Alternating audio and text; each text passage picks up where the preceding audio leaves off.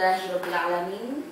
Di Jumat yang berkah ini, pagi yang cerah, para pemirsa yang ada di rumah, kita masih tetap bergabung di acara pengajian virtual Mutiara Haramain, yang mana pada pagi hari ini kita sudah kedatangan pembicara yang sangat luar biasa. Beliau adalah Ustadzah Haja Irfana Nurul Laili. Mari kita sapa bersama-sama. Assalamualaikum warahmatullahi wabarakatuh. Ustadzah, bagaimana kabarnya pagi hari ini? Alhamdulillah sehat semuanya. Alhamdulillah, semoga kita semua diberikan kesehatan sama Allah, dilimpahkan rezekinya, diberikan putra-putri yang soleh dan solihah. Amin amin ya rabbal alamin. Baiklah para pemirsa, di dalam pengajian virtual Mutiara Haramain, yaitu banyak sekali yang kajian-kajian yang sangat penting, dan pada pagi hari ini akan diangkat sebuah tema, yaitu puasa menjadi penyelamat siksa kubur. Nah, bagi para pemirsa yang ada di rumah yang penasaran apa sih yang ada di dalam kajian puasa menjadi penyelamat siksa kubur itu, mari kita saksikan bersama, kita dengarkan dan kita ambil faidah-faidahnya di dalam kajian pada pagi hari ini. Pemirsa yang baru bergabung, jangan lupa subscribe dan pada PT Anamiro Travelindo dan tekan tanda loncengnya agar tidak ketinggalan kajian-kajian pengajian virtual Mutiara Haramain. Baiklah, langsung saja kita dengarkan dengan seksama pengajian pada pagi hari ini. Mari Ustadzah Haja Irfana Nurul Laili, dipersilahkan. Terima kasih Ustadzah Ika. Alhamdulillahirrabbilalamin. Bismillahirrahmanirrahim. Assalamualaikum warahmatullahi wabarakatuh. Waalaikumsalam warahmatullahi wabarakatuh. Alhamdulillahirrabbilalamin. Wabihi nasta'inu ala umurid dunya waddin. Wassalatu wassalamu ala asyrafil anbiya'i wal mursalin Sayyidina wa maulana wa habibina Muhammadin wa ala alihi wa sahbihi ajma'in. Nasta'inuhu wa nastaghfiruhu wa na'udzu billahi min sururi anfusina wa min sayyiati a'malina. May yahdillahu fala mudhillalah wa may yudlil fala hadiyalah. Amma ba'du. Para pemirsa yang dirahmati oleh Allah dan Ustadzah Ika Lestari, alhamdulillah pada pagi hari ini kita ditemani, biasanya ada Mbak Osim ya. Kali ini kita ditemani oleh Ustadzah Ika Lestari yang beliau ini menjabat sebagai Kepala TK Plus Al-Hidayah di Yayasan Pondok Pesantren Al-Hidayah. Alhamdulillahirabbil alamin. Pada pagi hari ini, pagi yang indah dan bertabur barokah. Tiada kalimat pertama yang patut terucap selain sanjungan rasa syukur tiada tara kehadirat Sang Penguasa Jagat Raya, penyemai alam semesta, penabur cinta kepada kita semua, khususnya yang hari ini telah bergabung dan hadir pada pengajian Mutiara Haramain yang diselenggarakan oleh PT Anamiro Travelindo. Salawat serta salam marilah kita curah limpahkan kepada junjungan kita Nabi besar Muhammad sallallahu alaihi wasallam yang sangat kita nanti-nantikan dan kita idam-idamkan syafaat beliau ila yaumil qiyamah.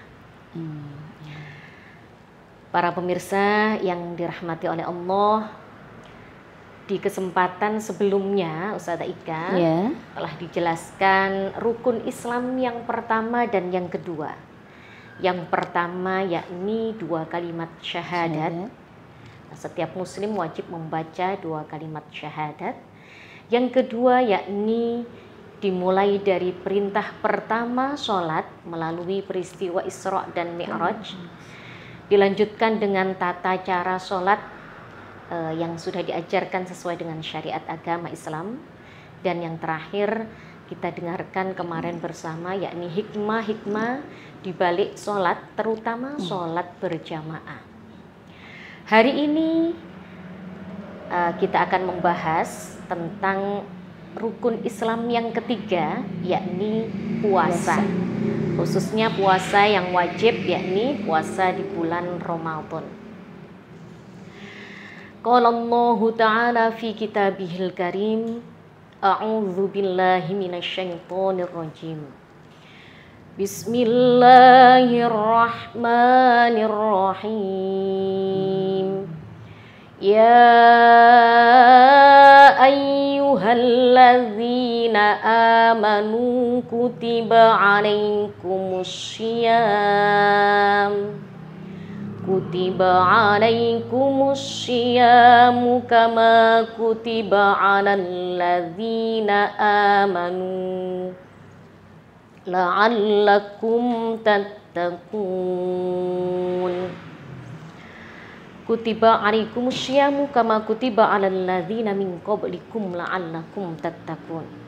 Yang artinya, wahai orang-orang yang beriman, diwajibkan atas kamu berpuasa sebagaimana diwajibkan atas orang-orang sebelum kamu, agar kamu bertakwa. Yakni di surat Al-Baqarah ayat 183 telah dijelaskan oleh Allah perintah berpuasa.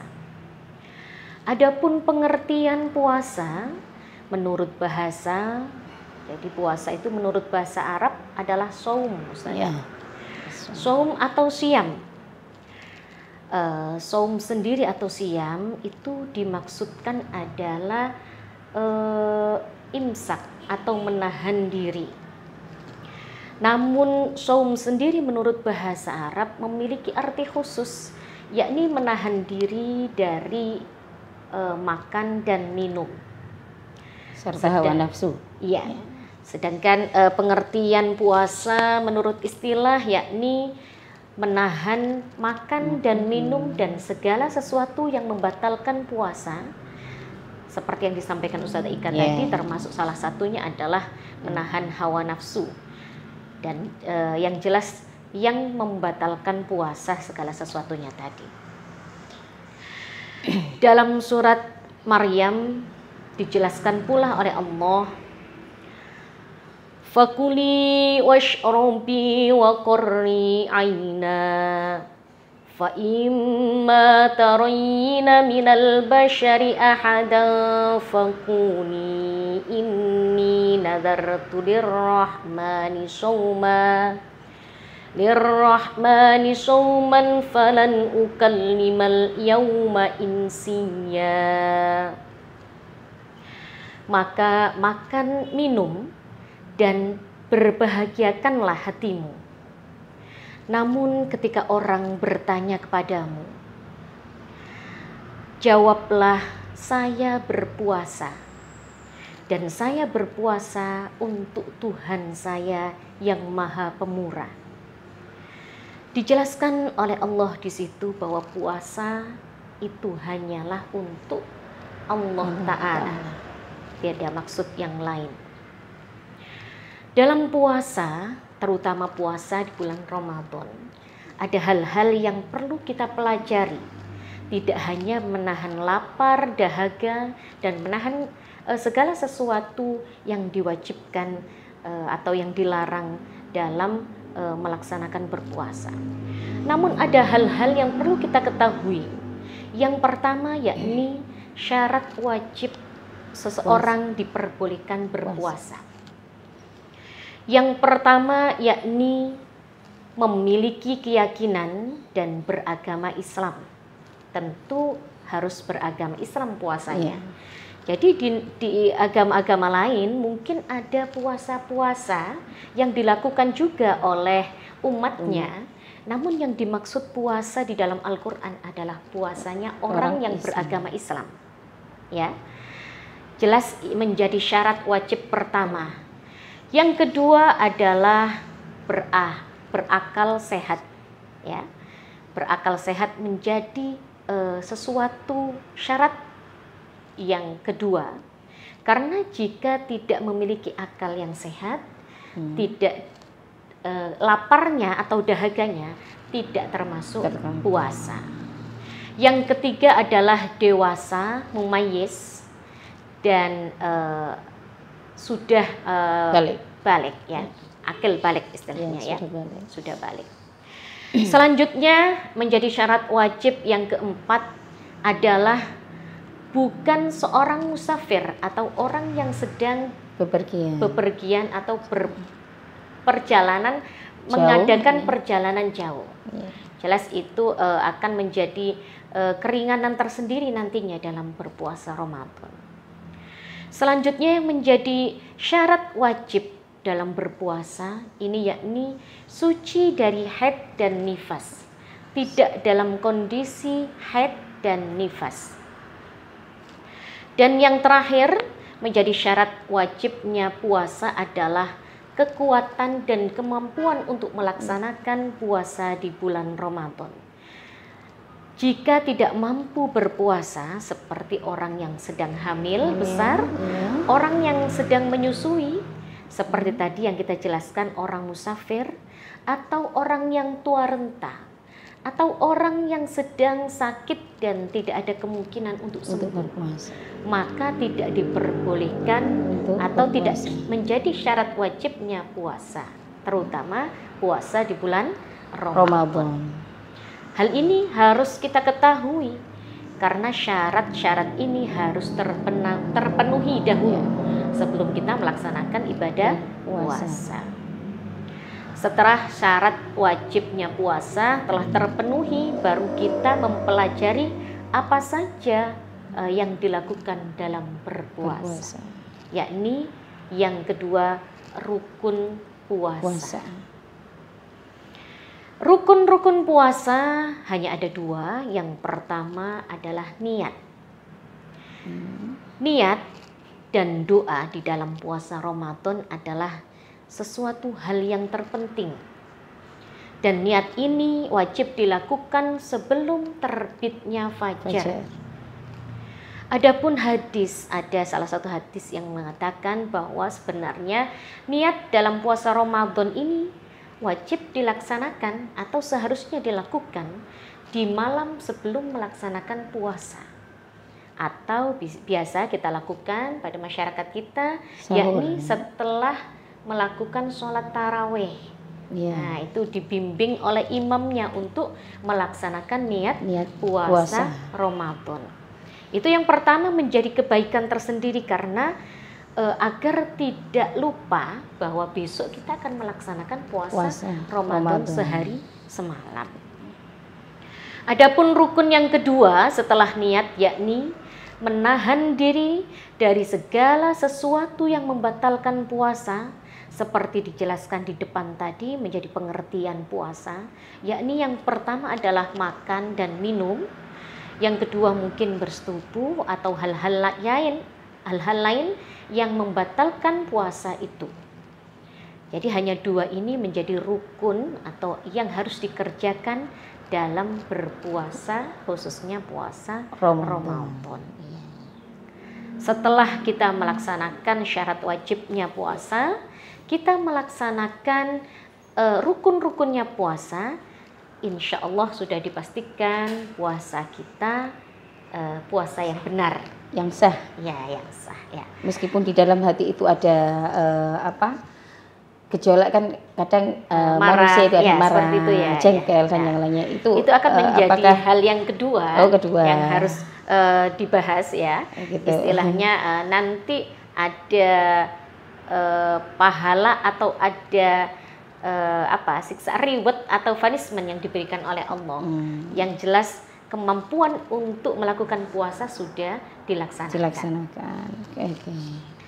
Dan perlu diketahui setelah syarat wajibnya puasa, rukunnya puasa, ada hal-hal yang terpenting yang bisa mengiringi puasa ini agar tetap stabil ya istilahnya, yakni sunnah-sunnah di dalam puasa.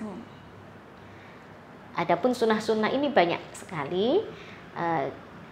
Bisa yang pertama yakni sahur ya. Sahur ini adalah menjadi salah satu sunnah di dalam puasa. Sahur ini adalah makan atau minum, makan dan minum yang dilakukan sebelum terbitnya fajar.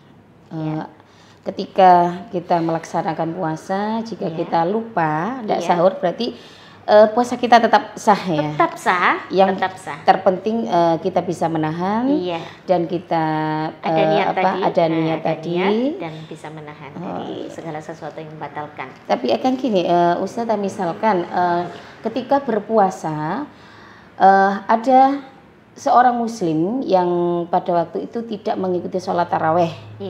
Entah itu beliaunya ketiduran atau yang lainnya, dan ketika sahur juga tidak sahur, jadi kan belum niat. Nah itu apakah puasanya dikatakan sah atau bagaimana? Ya, ini kembali kepada rukunnya puasa. Gitu, rukun yang pertama tadi adalah niat. Memang harus ada niat. Jadi kalau memang lupa, lebih baik tidak berpuasa. Karena puasa meskipun itu puasa Ramadan. Jadi puasa itu memang diawali dari niat. Kalau tidak ada niat, berarti tidak dikatakan, tidak melaksanakan rukunnya puasa. Begitu pula dengan ibadah-ibadah yang lain. Jika tidak ada niat untuk melakukan sholat, tapi melakukan gerakan-gerakan sholat, berarti salah satu rukunnya ditinggalkan dan hukumnya tidak sah. Tidak sah. Sama seperti puasa. Gitu. Ini Ustazah ada pertanyaan, yaitu bagaimana hukum orang berpuasa namun tidak mengerjakan sahur?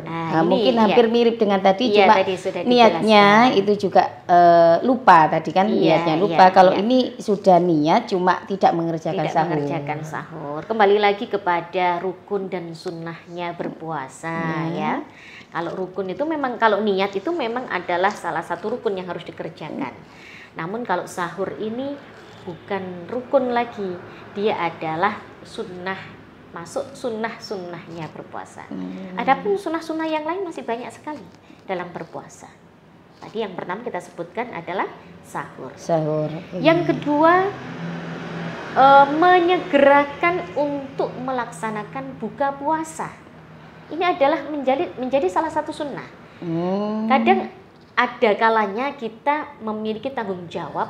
Akhirnya lupa membatalkan berarti Sudah masuk waktunya berbuka puasa, azan maghrib. Namun kita masih mengerjakan sesuatu yang tidak bisa kita tinggalkan. Nah ini harus ada sesuatu yang bisa membatalkan puasa itu. Itu apa? Ketika melaksanakan puasa wajib Ramadan, apa puasa sunnah itu tetap kita harus mengawali membatalkan puasa itu atau hanya puasa Ramadan saja? Sama ya. Jadi sunnah di dalam puasa ini dilakukan, boleh dilakukan baik Ramadan pada puasa di bulan Ramadan maupun puasa-puasa sunnah hari Senin dan Kamis itu ya Ustazah ya. Jadi ini menjadi sunnah-sunnahnya ketika orang berpuasa. Mensegerakan membatalkan puasa atau segera berbuka puasa. Ini sama halnya dengan kita, kewajiban kita memberikan hak-haknya tubuh, terutama haknya perut yang sudah ditinggalkan satu hari tadi. Ya, ini adalah salah satu hak yang harus kita berikan, dan kewajiban kita adalah segera memberikan haknya tadi. Jadi setiap tubuh itu memiliki hak sebenarnya. Seperti kita kelelahan atau sakit, ini berarti haknya tubuh untuk istirahat harus segera kita istirahatkan. Kita berikan kepada tubuh. Sangat jelas dan gamblang sekali penjelasannya. Dan ini ada pertanyaan lagi Ustazah. Apa hukum orang hamil yang tidak kuat melaksanakan puasa? Hukumnya. Sama persis apa yang sudah saya jelaskan di depan tadi ya. Sebenarnya syarat wajib berpuasa itu salah satunya adalah kekuatan, kemampuan dan kekuatan ini menjadi syarat wajib seseorang untuk dapat melaksanakan puasa. Namun jikalau wanita hamil ini dalam kondisi lemah dan tidak dapat melaksanakan kemampuannya untuk berpuasa, Maka jika dia memaksakan diri untuk berpuasa, hukumnya menjadi beda lagi. Jadi hukumnya tidak lagi wajib, tetapi menjadi makruh. Tetap berarti makruh ya? Ini sesuatu yang seharusnya kita tidak mengerjakan. Iya. Berarti jadi, nanti tetap ketika puasa Ramadan sudah selesai, tetap nyauri istilahnya seperti itu. Mengkodok atau mengganti.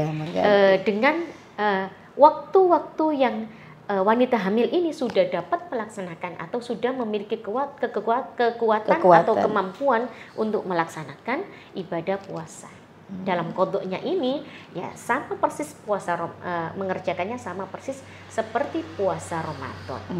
Kalau wanita hamil ini meninggalkan 2-3 hari, berarti mengkodoknya juga 2 sampai 3 hari. Asalkan sudah punya kemampuan dan memiliki kekuatan untuk melaksanakan puasa.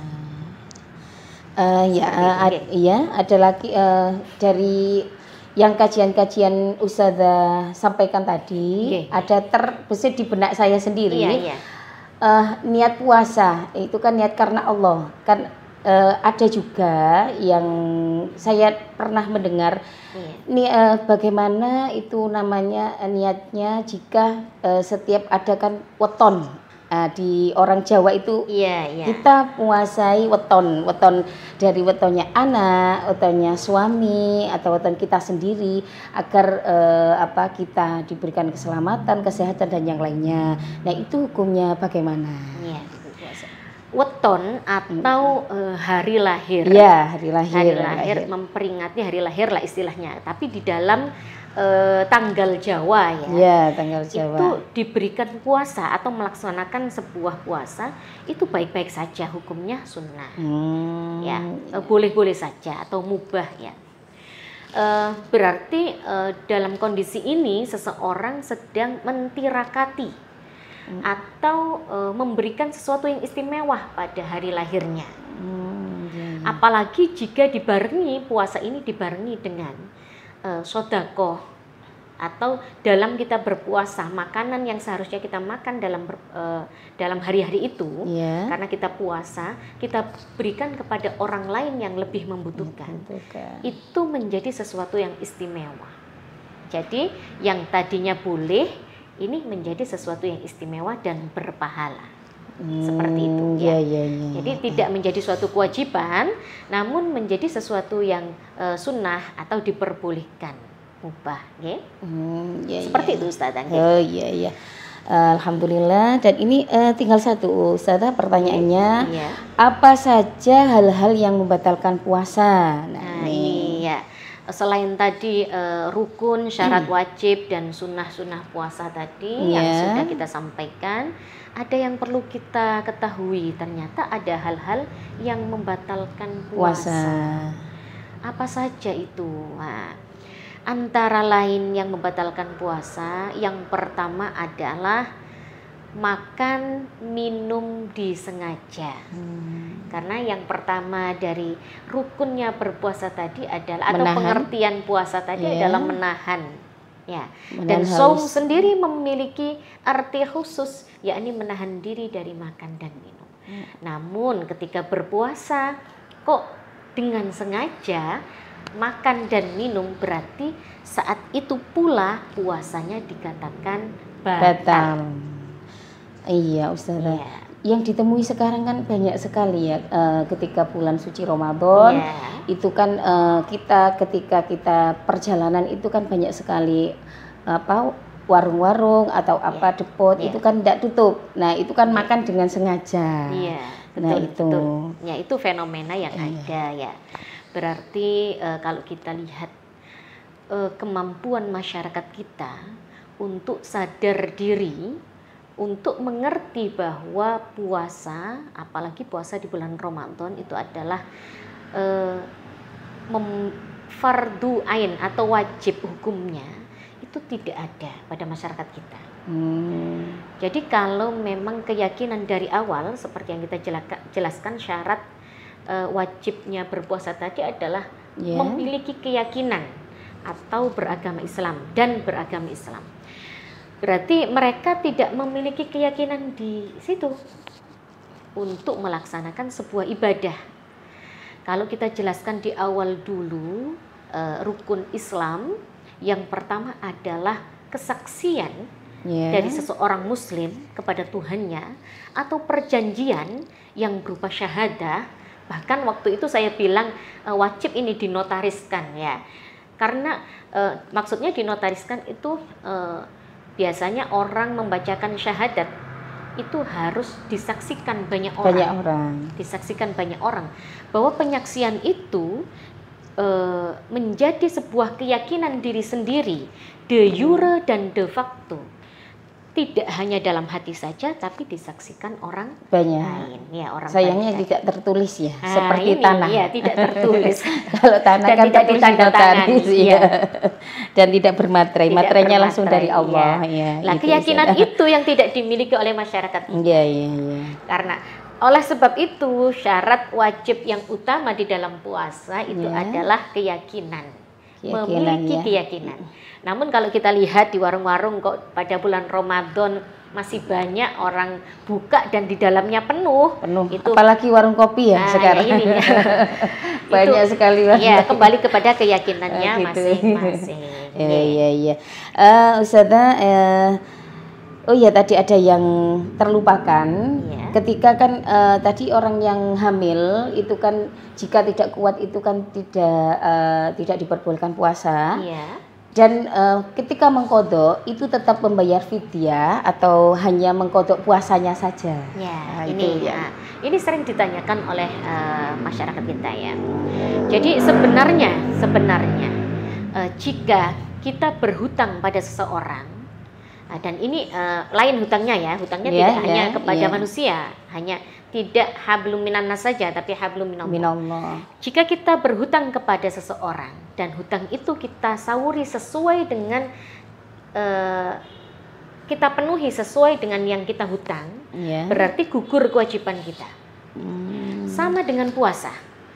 Jika kita puasa, meninggalkan puasa Ramadan 2-3 hari, dan kita mengkodoknya sama persis dengan yang kita tinggalkan 2-3 hari, berarti gugur kewajiban kita untuk membayarkan yang lain.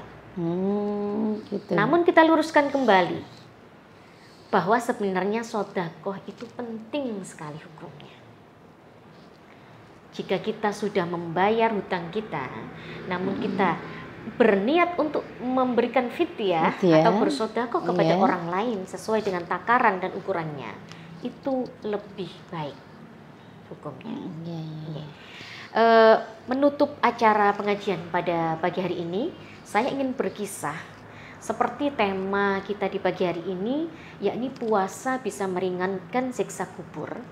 Ada satu kisah teladan dari sahabat Rasulullah yang sangat perlu kita ambil hikmah di dalamnya, yakni sahabat Rasulullah SAW yang bernama Sufyan As-Sauri ya.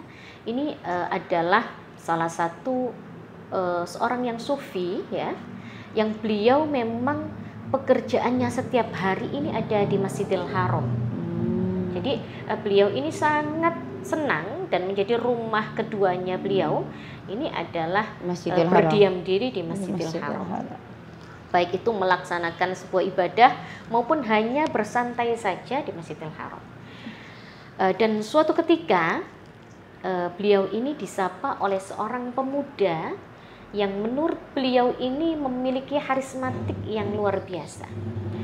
Dan pemuda ini tidak hanya satu hari itu beliau ke masjid. Dia beberapa hari dan selalu menyapa Sufyan As-Sauri ini tadi dengan sapaan yang ringan tetapi sangat menggugah hati Sufyan As-Sauri, sehingga menimbulkan rasa kasih dan sayang Sufyan As-Sauri kepada seorang pemuda ini tadi. Secara tidak langsung ada keterikatan batin antara sang pemuda ini dengan Sofwan Ats-Tsauri, dan mungkin di sela-sela ketika dia bertemu dan bertatap muka saling menyapa tadi, dia sering menceritakan beberapa kehidupannya atau menceritakan segala sesuatu yang menjadi kendala di dalam hidupnya. Sampai pada suatu ketika si pemuda ini jatuh sakit. Sebagai seorang sahabat atau teman, Sofwan Ats-Tsauri ini tergerak hatinya untuk sambang istilahnya kepada seorang pemuda tadi. Dalam sambangnya itu sang pemuda mengatakan kepada Sofwan Ats-Tsauri bahwa Abah,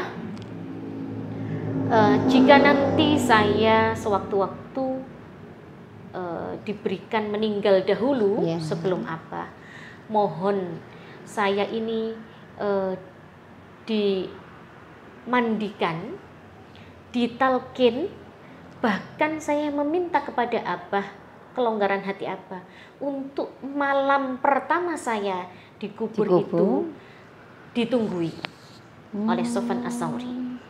Nah, ini karena sudah timbul kasih dan sayang dari Sofwan Ats-Tsauri tadi, tidak berpikir panjang, beliau langsung mengiyakan apa yang dimau oleh sang pemuda tadi.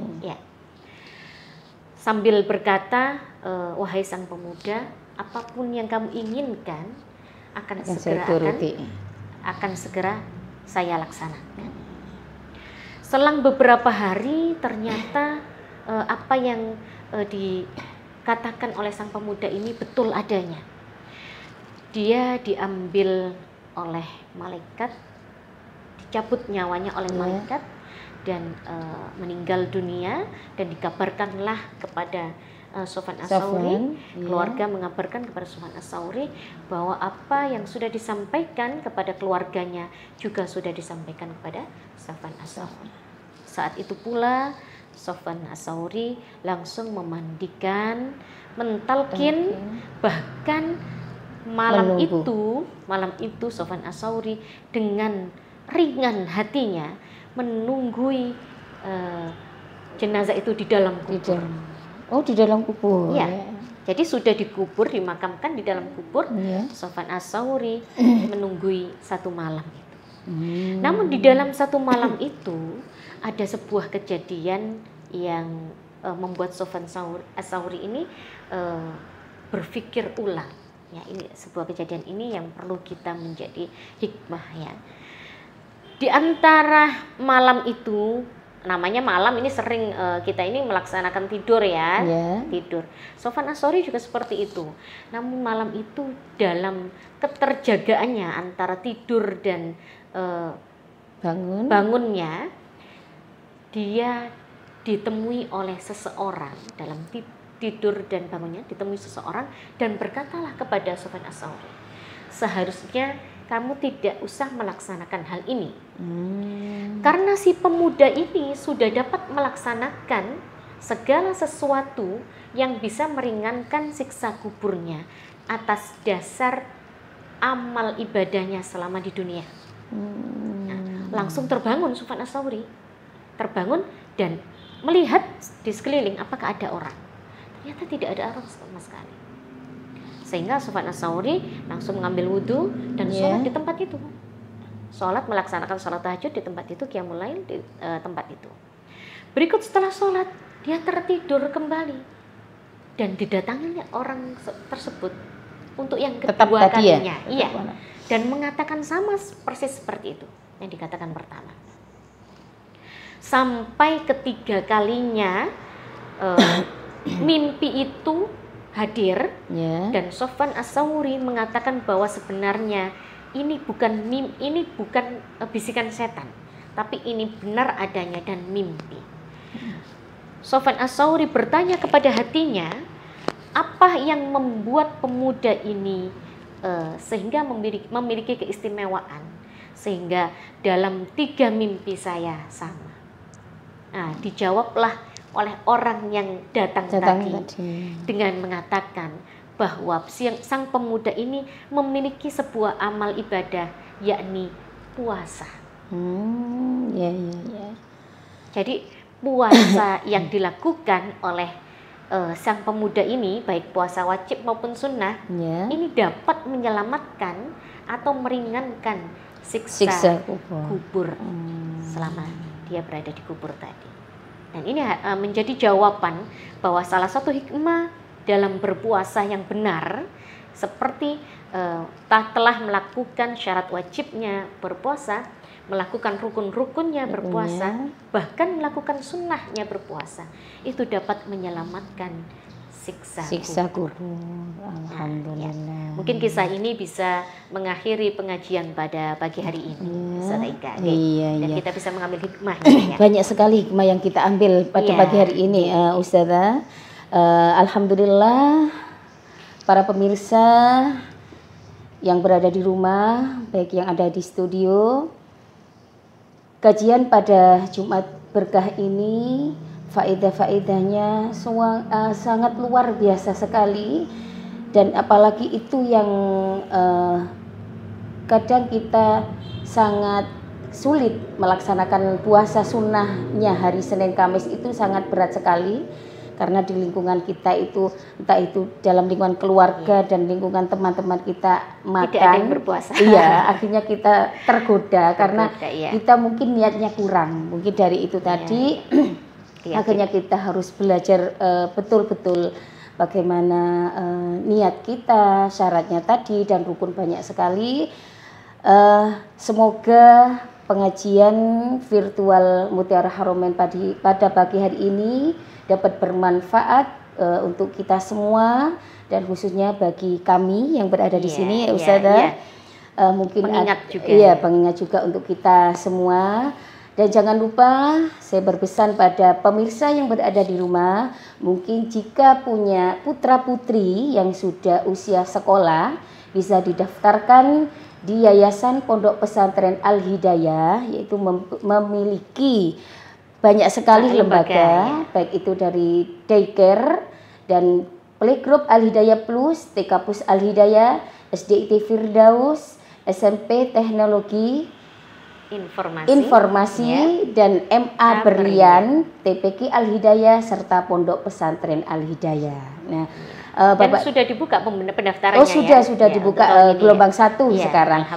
Monggo bisa berbondong-bondong ke Yayasan Pondok Pesantren Al-Hidayah. Janganlah khawatir, pelaksanaan ustadz dan ustadzah dalam melayani putra-putri Bapak Ibu yang akan disekolahkan di Yayasan Pondok Pesantren Al-Hidayah ini akan dengan nyaman, dan anak-anak bisa belajar. Semoga ilmunya akan bermanfaat di dini wa dunya wal akhirah. Amin.